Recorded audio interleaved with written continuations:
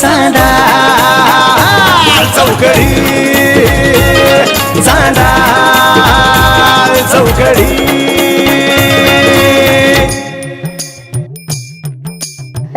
ला ला ला ला ला ला ला ला ला ला जेवायला काय केलंय? काळ्या कुत्र्याचं पिल्लू कापले. अगं ते सासूरवाडीत आवडतं पदार्थ इकडे नको ना बनवीत जाऊ. म्हणजे तुमचं काय म्हणणं आहे? माझे आई बाप काय कुत्रा कापून खातात काय? असं वाटलं पार्लर, आईस्क्रीमचं पार्लर. अगं तसलं नाही ते बायांचं कापायचं राहतं ना ते.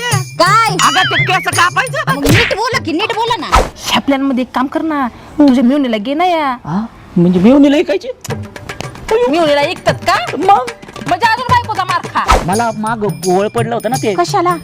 ते याला हृदयाला हा हा, ते मूळवेदाचं. मूळ आहे. हृदयाला मुलगा असतं कुठं.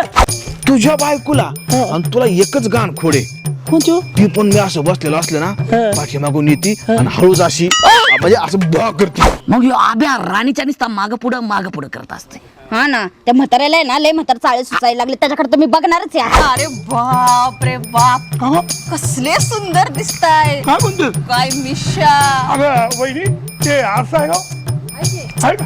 आवारसात कुठं बघताय? माझ्या चेहऱ्यात बघा की. 4-5 लाख रुपये. अरे सध्या काय बोलतोय, तुला 50 रुपये कोणी द्यायना आणि तू 5 लाख रुपये गोळा करायला लागलाय. हा? काय करू सांगा ना, मी गावात गावात बोलावं आपला झेपल इतकं तरी बोलावा ना. हो आबा पांडवा